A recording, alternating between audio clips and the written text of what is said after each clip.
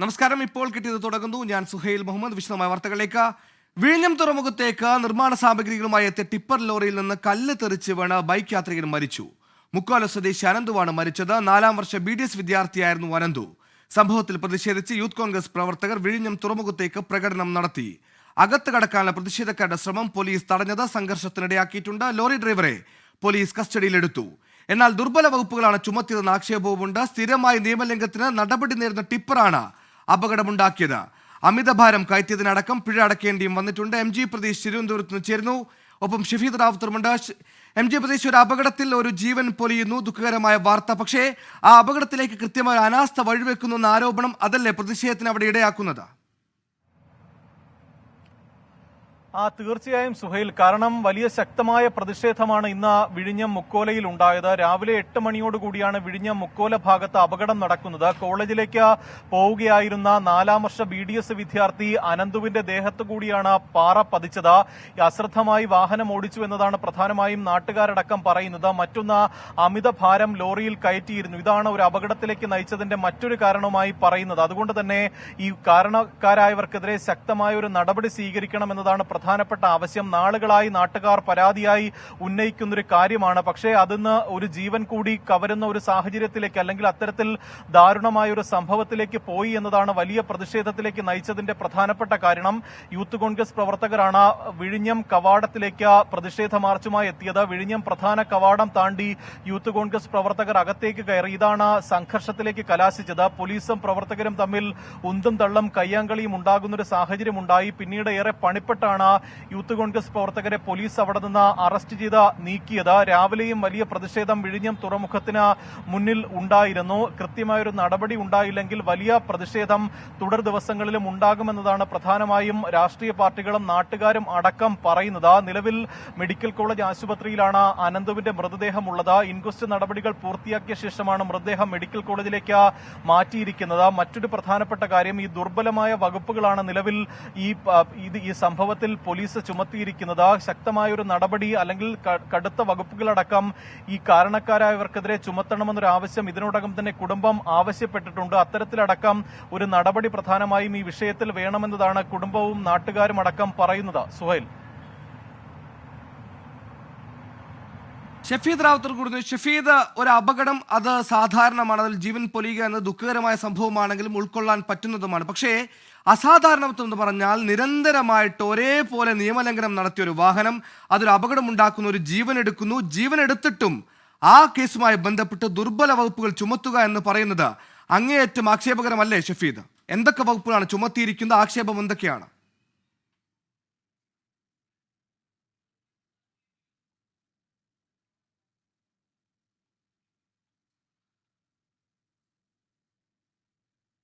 വിഴിഞ്ഞം തുറമുഖത്തേക്ക് നിർമ്മാണ സാമഗ്രികളുമായി എത്തിയ ടിപ്പർ ലോറിയിൽ നിന്ന് കല്ല് തെറിച്ച് വീണ് ബൈക്ക് യാത്രികൻ മരിച്ചു. മുക്കോല സ്വദേശി അനന്തുവാണ് മരിച്ചത്. ഇപ്പോൾ ഷഫീദ് റാവുത്തർ കൂടി ചേരുന്നു. ഷഫീദ്, ഈ നിരന്തരമായി നിയമലംഘനം നടത്തുന്ന ഒരു വാഹനം ടിപ്പർ നാട്ടുകാർ പരക്കെ നേരത്തെ തന്നെ ആക്ഷേപം ഉയർത്തിയതാണ്.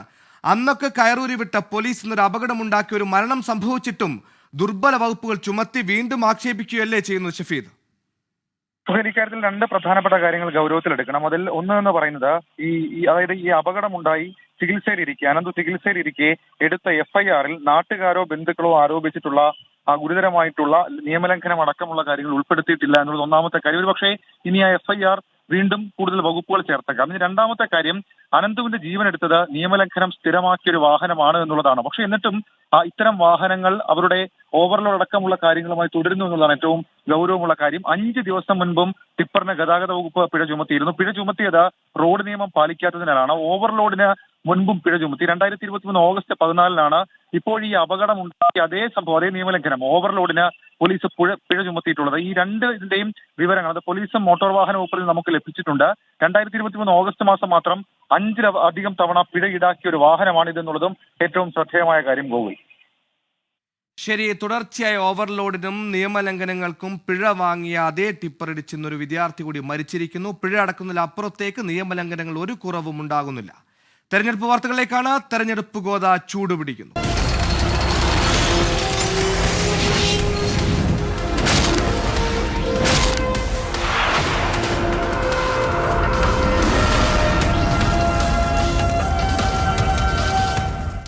Sponsored by Durashine Roof and Wall Sheets. ഒരു ടാറ്റ ബ്ലൂസ്കോപ്പ് സ്റ്റീൽ ഉൽപ്പന്നം. മഹാരാഷ്ട്രയിൽ മഹാവികാസ് അഗാഡി സഖ്യ ചർച്ചകൾക്ക് തിരിച്ചടി. സഖ്യത്തിനില്ലെന്ന് പ്രഖ്യാപിച്ച് വഞ്ചിത് ബഹുജൻ അഗാഡി അധ്യക്ഷൻ പ്രകാശ് അംബേദ്കർ കോൺഗ്രസ് അധ്യക്ഷൻ മല്ലികാർജ്ജുൻ ഖാർഗെയ്ക്ക് കത്തയച്ചു. സീറ്റ് വിഭജന ചർച്ചകളിൽ എൻസിപിയും ശിവസേനയും തങ്ങളെ കേൾക്കുന്നില്ലെന്നും പരാതിയുണ്ട്. ലോക്സഭാ തെരഞ്ഞെടുപ്പിൽ 7 സീറ്റിൽ കോൺഗ്രസിനെ പിന്തുണയ്ക്കും. ശ്രീനാഥ് ചന്ദ്രൻ മുംബൈയിൽ നിന്ന് ചേരുന്നു. ശ്രീനാഥ്, നേരത്തെ ഈ മഹാവികാസ് അഗാഡിയിൽ ഇവർക്കൊരു 4 സീറ്റ് കൊടുക്കാമെന്ന് കോൺഗ്രസ് ധാരണയുണ്ടായിരുന്നു. പക്ഷേ ഈ സീറ്റുകൾ കൊടുക്കാൻ മഹാവികാസ് അഗാഡി തയ്യാറാകുന്നില്ല, അല്ലെങ്കിൽ NCPയും ശിവസേനയും ഇതിന് ഉടക്കി നിൽക്കുന്നു എന്നല്ലേ ആരോപണം ഉയരുന്നത്. ഈ 7 സീറ്റുകൾ കോൺഗ്രസിനെ പിന്തുണക്കുമെന്ന് പറയുമ്പോൾ ബാക്കിയുള്ള സീറ്റുകളിൽ 43ഓളം സീറ്റുകളിൽ ഇവർ ഒറ്റയ്ക്ക് മത്സരിക്കും എന്ന സാധ്യത മുന്നോട്ട് വെക്കുന്നുണ്ടോ? സുഹേൽ, കഴിഞ്ഞ തെരഞ്ഞെടുപ്പിൽ 2019 47 സീറ്റുകളിൽ വഞ്ചിത് ബഹുജൻ അഗാഡി മത്സരിച്ചിരുന്നു. അന്നും തുടക്കത്തിൽ കോൺഗ്രസുമായ ഒരു സീറ്റ് ചർച്ചയൊക്കെ തന്നെ നടന്നിരുന്നെങ്കിലും അവസാന ഘട്ടത്തിൽ അവർ പിന്മാറി പിന്നീട് മജ്ലിസ് പാർട്ടിയുമായി ചേർന്ന് മത്സരിക്കുകയായിരുന്നു. കഴിഞ്ഞ തവണ കോൺഗ്രസ് അതിദയനീയമായി പരാജയപ്പെടുന്നതിൽ ഒരു കാരണം വഞ്ചിത്തിന്റെ ഈ മാറ്റം തന്നെയായിരുന്നു. കാരണം പല മണ്ഡലങ്ങളിലും കോൺഗ്രസിന് കിട്ടേണ്ട പല വോട്ടുകളും വഞ്ചിത്ത് പിടിക്കുന്ന സാഹചര്യമുണ്ടായി. ബഹുജൻ വോട്ടുകൾ ഏതാണ്ട് വലിയ തോതിൽ വഞ്ചിത്തിന് ലഭിക്കുകയും അത് കോൺഗ്രസിന് വലിയ തിരിച്ചടിയാവുകയും ചെയ്തു. സംസ്ഥാനത്ത് ഏതാണ്ട് 7% വോട്ട് അവർ പിടിക്കുകയും ചെയ്തു. ഈ സാഹചര്യം ഒഴിവാക്കാനാണ് ഇത്തവണ വഞ്ചിത്തിന് ഒപ്പം കൂട്ടാനുള്ള ശ്രമം അവർ നടത്തിയത്. യഥാർത്ഥത്തിൽ ശിവസേന ഉദ്ധവ് വിഭാഗമാണ്, ഉദ്ധവ് താക്കറെ തന്നെയാണ് ഇത്തരം ഒരു ആശയം മുന്നോട്ട് വെക്കുകയും അതിന് തുടക്കത്തിൽ താല്പര്യമെടുക്കുകയും ഒക്കെ തന്നെ ചെയ്തത്. പക്ഷേ ചർച്ചകളിൽ 12 സീറ്റെങ്കിലും ലഭിക്കണമെന്ന നിലപാട് അവർ എടുത്തതോടുകൂടി തന്നെ സീറ്റ് ചർച്ച വഴിമുട്ടുകയായിരുന്നു. 4 സീറ്റിലധികം നൽകാൻ കഴിയില്ല എന്ന് ഈ കക്ഷികൾ കോൺഗ്രസും ശിവസേനയും NCPയും തീരുമാനമെടുത്തതോടുകൂടി തന്നെ ഈ ചർച്ചകൾ മുന്നോട്ട് പോകാതെ. പക്ഷേ കഴിഞ്ഞ ദിവസം ഈ ഭാരത് ജോഡോ ന്യായയാത്രയുടെ ഭാഗമായി മുംബൈയിൽ നടന്ന മഹാറാലിയിൽ പ്രകാശ് അംബേദ്കർ പങ്കെടുക്കുകയും എല്ലാവർക്കും ഒപ്പം നിന്ന് പ്രതിപക്ഷ നേതാക്കൾക്കൊപ്പം നിന്ന് ഫോട്ടോ എടുക്കുകയും ഒക്കെ ചെയ്തതോടുകൂടി തന്നെ ഒരു സഖ്യത്തിലേക്ക് കാര്യങ്ങൾ പോകുന്നു എന്ന് സൂചന കിട്ടിയതാണ്. പക്ഷേ പിന്നീട് ഇന്നിപ്പോൾ മല്ലികാർജ്ജുൻ ഖാർഗെയ്ക്ക് എഴുതിയ കത്തിൽ ഒരു സഖ്യത്തിനില്ല എന്ന് അദ്ദേഹം പൂർണ്ണമായി തന്നെ വ്യക്തമാക്കുന്നു. ഈ തെരഞ്ഞെടുപ്പ് പ്രഖ്യാപിച്ചതിന് ശേഷം നടന്ന യോഗങ്ങളിലൊന്നും തന്നെ വഞ്ചിത്തിനെ പങ്കെടുപ്പിക്കുന്നില്ല. മാത്രമല്ല നടന്ന യോഗങ്ങളിലൊക്കെ തന്നെ തങ്ങളുടെ പ്രതിനിധികൾക്ക് പറയാനുള്ളത് എന്ത് എന്ന് കേൾക്കാൻ NCPയും ശിവസേനയും തയ്യാറാകുന്നില്ല എന്നതാണ് പറഞ്ഞത്. അതുകൊണ്ട് ഒരു സൗഹൃദത്തിന്റെ പേരിൽ കോൺഗ്രസിനെ പിന്തുണയ്ക്കാം. 7 മണ്ഡലങ്ങളിലായിരിക്കും പിന്തുണ. ഈ 7 മണ്ഡലങ്ങൾ ഏത് എന്ന് കോൺഗ്രസിന് തീരുമാനിക്കാം. ഇങ്ങനെ ചെയ്യുന്നത് ഒരു ഗുഡ്വിൽ മാത്രമല്ല, ഒരു സൗഹൃദത്തിനോടൊപ്പം തന്നെ ഭാവിയിൽ ഒരു പോസിബിൾ അലയൻസ് ഒരു അലയൻസ് ഉണ്ടാക്കാൻ ഭാവിയിൽ കഴിയുമെങ്കിൽ അതിന് ഒരു കാരണമാവട്ടെ എന്നുകൂടി കരുതിയാണ് ഇത്തരം ഒരു തീരുമാനം എടുക്കുന്നതെന്ന് പ്രകാശ് അംബേദ്കർ പറയുന്നു. ഇദ്ദേഹം സഖ്യത്തിൽ ഇല്ല എന്ന് പറയുമ്പോൾ തന്നെ ഇനി 7 മണ്ഡലങ്ങളിൽ മാത്രമായി കോൺഗ്രസ് പിന്തുണ തേടുമോ, അല്ല മുഴുവൻ സീറ്റുകളിലേക്ക് അവർ മത്സരിക്കുമോ, ഇല്ലെങ്കിൽ ഈ 7 ശേഷിച്ച 7-ന് അപ്പുറത്തേക്കുള്ള ബാക്കി എത്ര സീറ്റുകൾ അവർ മത്സരിക്കും, അതെങ്ങനെയായിരിക്കും മുന്നണിയെ ബാധിക്കാൻ പോകുന്നത് എന്നൊക്കെ തെരഞ്ഞെടുപ്പ് സ്ഥാനാർത്ഥി പ്രഖ്യാപനത്തോടനുബന്ധിച്ച് നമുക്ക് ആ ചിത്രങ്ങളൊക്കെ തന്നെ വ്യക്തമാവുകയും ചെയ്യും. സുഹേൽ, ശരി, മഹാവികാസ് അഗാഡിയിൽ ഉറച്ചു നിൽക്കില്ലെങ്കിലും ഇന്ത്യ സഖ്യത്തിനുണ്ടാകുമെന്ന സൂചന കൂടി പ്രകാശ് അംബേദ്കർ നൽകുന്നു. ജാർഖണ്ഡിൽ JMMന് തിരിച്ചടി. MLA സീതാ സോറൻ BJPയിൽ ചേർന്നു. പാർട്ടിയിലെ ഭിന്നതയെ തുടർന്നാണ് നടപടി. മുൻ മുഖ്യമന്ത്രി ഷിബു സോറന്റെ മരുമകളാണ് അച്യുതൻ ചേർന്നു. അച്യുതൻ, ജാർഖണ്ഡിലും ഈ ആള് കൊഴിഞ്ഞുപോക്ക് തുടരുകയാണോ? BJPയുടെ സ്ട്രാറ്റജി എന്തായിരിക്കും? ഇന്ന് രാവിലെയോടുകൂടിയായിരുന്നു JMM പാർട്ടിയുടെ എല്ലാ ചുമതലകളിൽ നിന്നും സീതാ സോറൻ രാജിവെച്ചത്. തുടർന്നായിരുന്നു ആ നീക്കം. അതായത് BJPയുടെ ഡൽഹിയിലെ ദേശീയ ആസ്ഥാനത്തെത്തിയാണ് സീതാ സോറൻ BJP അംഗത്വം സ്വീകരിച്ചത്. തുടർന്ന് രൂക്ഷ വിമർശനം പാർട്ടിക്ക് നേരെ ഉന്നയിക്കുകയുണ്ടായി. തനിക്കും തന്റെ കുടുംബത്തിനുമെതിരെ ചില ഗൂഢാലോചനകൾ പാർട്ടി നടത്തി, കാലങ്ങളായി പല കാര്യങ്ങളിലും തന്നെ അവഗണിച്ചിരുന്നു എന്നുള്ള രൂക്ഷ വിമർശനങ്ങൾ ഈ ഒരു ഘട്ടത്തിൽ ഉന്നയിക്കുകയുണ്ടായി. എന്തായാലും ആ വിമർശനങ്ങൾ ഉന്നയിച്ചുകൊണ്ടായിരുന്നു സോറൻ BJP അംഗത്വം സ്വീകരിച്ചത്. തെരഞ്ഞെടുപ്പ് അടുത്ത ഘട്ടത്തിൽ JMMന് ഇതൊരു തിരിച്ചടി നൽകുന്ന ഒന്നുകൂടിയാണ്. കാരണം ആ മേഖലയിലെ വോട്ടുകൾ അതിൽ ഒരു തരത്തിലെങ്കിലും ഭിന്നിപ്പ് ഇത് ഉണ്ടാക്കും. അതെല്ലാം പരിഗണിക്കുമ്പോൾ JM പാർട്ടിക്ക് സീതാ സോറന്റെ പാർട്ടി വിടൽ ഒരു തിരിച്ചടിയായി തന്നെ മാറും. എന്തായാലും BJP അത്തരത്തിലുള്ള നീക്കങ്ങൾ, അതായത് പലയിടങ്ങളിലും ആധിപത്യം ഉറപ്പിക്കാൻ പല നേതാക്കളെയും പാർട്ടിയിൽ എത്തിക്കാനുള്ള ശ്രമങ്ങളും ഒരു വശത്ത് നടക്കുന്നുണ്ട്. അതിലാണ് ഇപ്പോൾ ഒടുവിൽ സീതാ സോറൻ ഇപ്പോൾ BJP അംഗത്വം സ്വീകരിച്ചിരിക്കുന്നത്. ശരി, തെക്ക് നിന്നും വടക്ക് നിന്നും ഈ ചെറുകക്ഷികളിൽ നിന്നും പ്രാദേശിക പാർട്ടികളിൽ നിന്നും ദേശീയ പാർട്ടികളിലടക്കം ആളെ ചൂട്ടിയെടുക്കുന്നത് BJP തുടരുകയാണ്. മറ്റു വാർത്തകളെ കാണാം.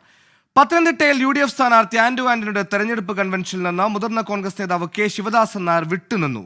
കോൺഗ്രസ് പുനഃസംഘടനയിൽ അതൃപ്തിയാണ് നിസ്സഹകരണത്തിന് കാരണമെന്നാണ് സൂചന. ശ്രീകുമാരൻ പത്തനംതിട്ട ചേർന്നു. ശ്രീജിത്ത് മുതിർന്ന നേതാവാണ്, ഇദ്ദേഹം അസ്വസ്ഥനായിരുന്നു പുനഃസംഘടനയിൽ. എന്തൊക്കെ വിവരങ്ങളാണ് ഈ ഘട്ടത്തിൽ ലഭിക്കുന്നത്? അനുനയങ്ങൾ വല്ലതും നടക്കുന്നുണ്ടോ? തീർച്ചയായും അനുനയങ്ങൾ ശ്രമങ്ങൾ ഒരു ഭാഗത്ത് നടക്കുമ്പോഴും പാർട്ടി പരിപാടികളിൽ നിന്ന് ഇത്തരത്തിൽ വിട്ടുനിൽക്കാനുള്ള തീരുമാനത്തിൽ തന്നെയാണ് ശിവദാസൻ നായർ. നമ്മൾ അല്പസമയം മുമ്പ് ശിവദാസൻ നായരുടെ ഒരു പ്രതികരണത്തിന് ശ്രമിച്ചിരുന്നു. അദ്ദേഹത്തെ ഫോണിൽ ബന്ധപ്പെട്ട് കിട്ടിയെങ്കിലും അദ്ദേഹം പറഞ്ഞു താൻ പങ്കെടുക്കുന്നില്ല, കാരണങ്ങളൊന്നും ഇപ്പോൾ വിശദീകരിക്കുന്നില്ല, താൻ നേതൃത്വമായിട്ടൊന്നും സംസാരിച്ചിട്ടില്ല, താൻ പങ്കെടുക്കുന്നില്ല എന്നൊറ്റ വാക്കിൽ മറുപടി പറയുകയായിരുന്നു. എന്തായാലും ഒരു പരസ്യ പ്രതികരണത്തിന് അദ്ദേഹം തയ്യാറായിട്ടില്ല. എന്തായാലും നേരത്തെ സൂചിപ്പിച്ച പോലെ തന്നെ പുനഃസംഘടനയിലെ അതൃപ്തി അദ്ദേഹത്തിനുണ്ട്, അദ്ദേഹത്തിനോടൊപ്പം നിൽക്കുന്ന ആളുകൾക്കുമുണ്ട്. പഴയ എ ഗ്രൂപ്പിനെ പൂർണ്ണമായി തഴഞ്ഞിട്ടാണ് ഇത്തരത്തിൽ കെ സി വേണുഗോപാലും കെ സുധാകരനും വി ഡി സതീശനും പങ്കിട്ടെടുക്കുകയാണെന്നൊരു ആക്ഷേപം പൊതുവിൽ അദ്ദേഹത്തിന്റെ പക്ഷത്തിനുണ്ട്, അല്ലെങ്കിൽ അദ്ദേഹത്തിന്റെ ഒപ്പം നിൽക്കുന്ന ആളുകൾക്കുണ്ട്. അതാണ് ഈ വിട്ടുനിൽക്കുന്ന പിന്നിലെന്നാണ് സൂചന. എന്തായാലും ഇന്ന് തെരഞ്ഞെടുപ്പ് കൺവെൻഷൻ ഇപ്പോഴും പുരോഗമിക്കുകയാണ്. വി ഡി സതീശൻ ഇപ്പോൾ സംസാരിച്ചുകൊണ്ടിരിക്കുകയാണ്. ശരി, തെരഞ്ഞെടുപ്പ് പടിവാതിൽക്കൽ നിൽക്കെ മുതിർന്ന നേതാക്കളടക്കം അമർഷവും അസ്വസ്ഥതകളും പ്രകടിപ്പിച്ചുകൊണ്ടിരിക്കുകയാണ്. കൂടുതൽ വാർത്തകളിലേക്ക് ചെറിയ ഇടവേളയ്ക്ക് ശേഷം. ഇപ്പോൾ കിട്ടിയ തുടരുന്നു. പാലക്കാട് പ്രധാനമന്ത്രിക്കൊപ്പം വാഹനത്തിൽ കയറാൻ കഴിയാതെ മലപ്പുറത്തെ BJP സ്ഥാനാർത്ഥി doctor M Abdul Salam SPG ലിസ്റ്റിൽ പേരില്ലാത്തതിനാലാണ് സ്ഥാനാർത്ഥിക്ക് റോഡ് ഷോയിൽ പങ്കെടുക്കാൻ കഴിയാതിരുന്നത്. റോഡ് ഷോയിൽ പങ്കെടുക്കാൻ കഴിയാതെ മടങ്ങിയ ഡോക്ടർ എം അബ്ദുൽ സലാമിനെ BJP സംസ്ഥാന അധ്യക്ഷൻ കെ സുരേന്ദ്രൻ ഫോണിൽ വിളിച്ചു. പരാതിയില്ലെന്നും വിവാദം അനാവശ്യമാണെന്നും അബ്ദുൽ സലാം 24-നോട് പറഞ്ഞു.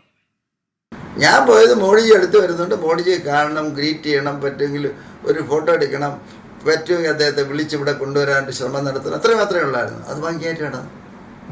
എനിക്ക് നല്ല പ്രൈം മിനിസ്റ്റർ കുട്ടിലൊക്കെ കിട്ടി, അത്ര തന്നെ. Creative stories. പ്രൈം മിനിസ്റ്റർ വണ്ടി കയറണമെന്ന് ചേർന്ന് നിൽക്കണമെന്ന് ആഗ്രഹമില്ലാത്ത ഏത് BJP-കാരനാണ് ഉള്ളത്? വിവാദം ആൾക്കാരുണ്ടാക്കുന്ന വിവാദത്തിന് എന്ത് പ്രതികരിക്കുക? നിങ്ങൾ വിവാദം ഉണ്ടാക്കി യു വിൽ ഡൈ വിത്ത് വിവാദം. ഐ വിൽ ലാഫ് വിത്ത് വിവാദം. ഷഹദ് റഹ്മാൻ ചേർന്നു. ഷഹദ്, പാലക്കാട്, മലപ്പുറം, പൊന്നാനി സ്ഥാനാർത്ഥികൾ പ്രധാനമന്ത്രിയോടൊപ്പം ഉണ്ടാകുമെന്നാണ് പറഞ്ഞത്. പക്ഷേ മലപ്പുറം സ്ഥാനാർത്ഥിക്ക് അവസരം കിട്ടിയില്ല. സങ്കടമുണ്ടെങ്കിലും പരിഭവവും പരാതിയും ഇല്ലെന്നാണോ പറയുന്നത്?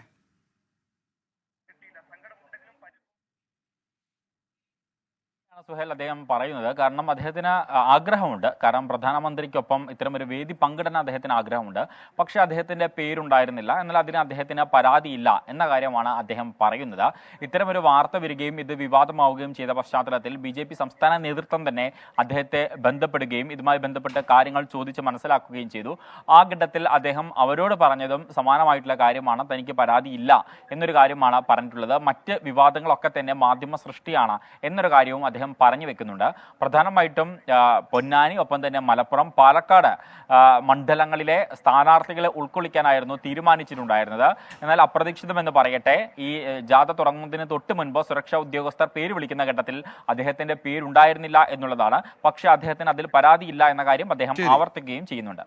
സുഹേൽ, ശരി. ഷഹദ് റഹ്മാനാണ് മലപ്പുറത്ത് വന്ന വാർത്തയുടെ വിശദാംശങ്ങൾ നൽകിയത്. പാലക്കാട് ശ്രീനിവാസൻ വധക്കേസിൽ ഒളിവിലായിരുന്ന പ്രതി പിടിയിൽ. മലപ്പുറം സ്വദേശി ഷെഫീഖാണ് പിടിയിലായത്. കഴിഞ്ഞ വർഷമാണ് RSS നേതാവായിരുന്ന ശ്രീനിവാസൻ കൊല്ലപ്പെട്ടത്. ശ്രീകാന്ത് കൊച്ചിയിൽ ചേരുന്നു. ശ്രീകാന്ത്, വൈകിയ വേളയിൽ വർഷങ്ങൾക്ക് ശേഷമാണ് ഒരു പ്രതി പിടിയിലാകുന്നത് മനസ്സിലാക്കുന്നു. ഇനി കേസിൽ എത്ര പേർ പിടിയിലാകാനുണ്ട്? ഈ ശ്രീനിവാസൻ വധക്കേസുമായി ബന്ധപ്പെട്ട് നേരത്തെ കേരള പോലീസാണ് കേസ് അന്വേഷിച്ചിരുന്നത്. പിന്നീട് ഇതിൽ തീവ്രവാദ ബന്ധമുണ്ട് എന്ന് കണ്ടെത്തിയതിന്റെ അടിസ്ഥാനത്തിൽ NIA കേസ് ഏറ്റെടുക്കുകയാണ് ഉണ്ടായത്. ഇതുവരെ 70 പ്രതികളെ ഈ കേസുമായി ബന്ധപ്പെട്ട് അറസ്റ്റ് ചെയ്തിരുന്നു. ഈ പുതിയ പ്രതി കൂടി അറസ്റ്റിലായതിനു പിന്നാലെ ഈ അറസ്റ്റിലായവരുടെ എണ്ണം 71ആയി. പാലക്കാട് ശ്രീനിവാസൻ കേസിൽ മലപ്പുറം സ്വദേശി ഷെഫീഖാണ് പിടിയിലായത്. ഇയാളെ കൊല്ലത്ത് ഒളിവിൽ കഴിയുമ്പോഴാണ് NIA സംഘം പിടികൂടിയിട്ടുള്ളത്. ഇയാൾ ഈ പോപ്പുലർ ഫ്രണ്ടിന്റെ ഹിറ്റ് സ്ക്വാഡ് അംഗമായിരുന്നു എന്നാണ് NIA വ്യക്തമാക്കുന്നത്. ഈ കേസിൽ ഉൾപ്പെട്ട പ്രതികൾക്ക് ആയുധ പരിശീലനം നൽകിയതും ഈ കുറ്റകൃത്യത്തിന് നിയോഗിച്ചതും ഷെഫീഖാണ് എന്ന് NIA ചൂണ്ടിക്കാണിക്കുന്നു. പ്രതിയെ ഇന്ന് കൊച്ചി കലൂരിലെ NIA കോടതിയിൽ ഹാജരാക്കി.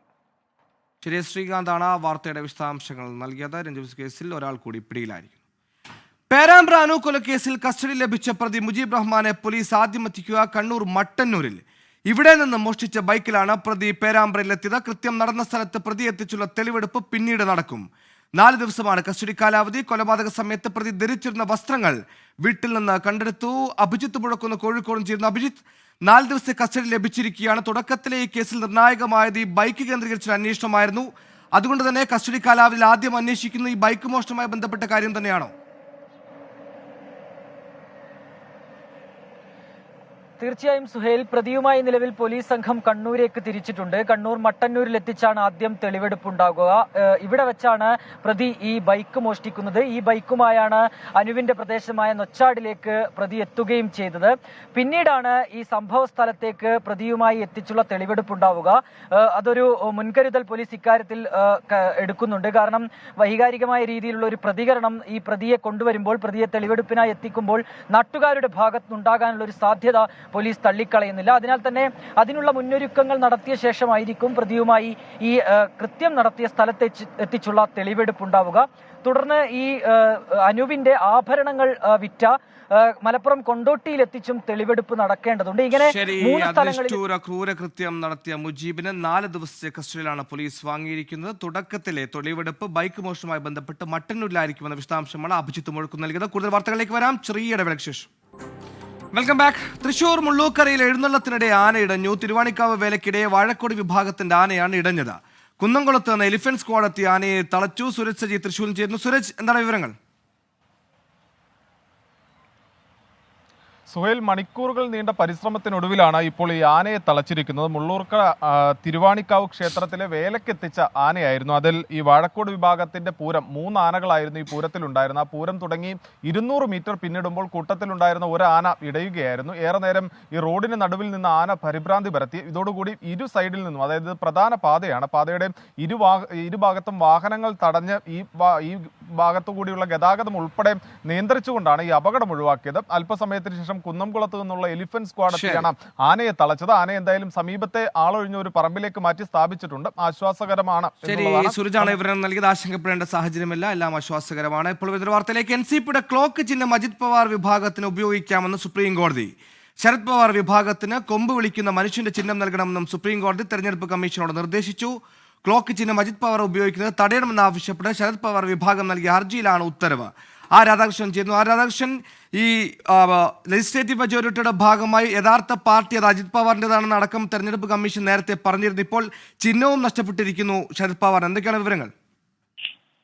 ഇതുമായി ബന്ധപ്പെട്ട് ശരത് പവാർ വിഭാഗം നൽകിയ ഹർജിയിലാണ് സുപ്രീം കോടതിയുടെ ഭാഗത്ത് നിന്ന് ഒരു ഇടക്കാല ഉത്തരവ് ഉണ്ടായിരിക്കുന്നത്. ആ ഇടക്കാല ഉത്തരവ് തെരഞ്ഞെടുപ്പ് കമ്മീഷന്റെ നിലപാടിനെ അംഗീകരിച്ചുകൊണ്ട് ഉള്ളതാണ്. അത് പ്രകാരം ശരത് പവാറിന് NCP രൂപീകരണത്തിന് അടക്കം നേതൃത്വം വഹിച്ച ശരത് പവാറിന് അദ്ദേഹത്തിന്റെ വിഭാഗത്തിന് ക്ലോക്ക് ചിഹ്നം, അവരുടെ പരമ്പരാഗതമായിട്ടുള്ള തെരഞ്ഞെടുപ്പ് ചിഹ്നമായിട്ടുള്ള ക്ലോക്ക് ചിഹ്നം നഷ്ടമാവുകയാണ്. കൊമ്പ് വിളിക്കുന്ന മനുഷ്യൻ ആണ് ഇനി ചിഹ്നമായിട്ട് അവർക്ക് ലഭിക്കുക. ഈ ക്ലോക്ക് ചിഹ്നം അജിത് പവാർ പക്ഷമായിരിക്കും തെരഞ്ഞെടുപ്പിൽ ഉപയോഗിക്കുക. ഇതുമായി ബന്ധപ്പെട്ട് ക്ലോക്കിൽ തെളിഞ്ഞ ശരത് പവാറിന് ഇത്തവണ ആ ചിഹ്നമില്ല. ആർക്കെയാണ് വാർത്ത വിശദാംശങ്ങൾ നൽകിയത് നോക്കാം. ഇപ്പോഴത്തെ കാലാവസ്ഥ.